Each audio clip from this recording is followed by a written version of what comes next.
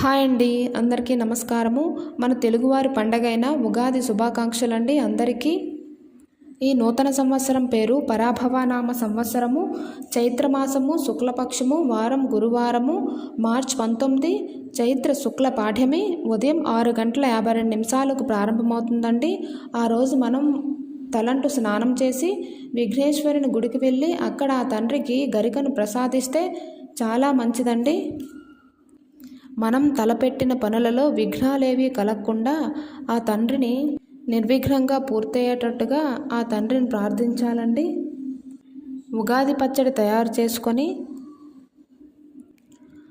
దేవుని దగ్గర పెట్టి ఆ షడ్రుచులను మనం తిని సాయంత్రం పంచాంగ శ్రవణం వింటూ వివిధ రాసుల వారికి ఆ పంతులు గారు చెప్పిన రెమెడీస్ అన్నీ పాటిస్తూ ఈ పరాభవనామ సంవత్సరం మన జీవితంలో వెలుగును ప్రసాదించి ఈ నూతన సంవత్సరం మన జీవితంలో ఆయురారోగ్య అష్ట ఐశ్వర్యాలను ప్రసాదించాలని మనస్ఫూర్తిగా కోరుకుంటున్నానండి. మరొక్కసారి అందరి జీవితంలో ఈ పరాభవనామ సంవత్సరము వెలుగులు నింపాలని మనస్ఫూర్తిగా కోరుకుంటున్నానండి.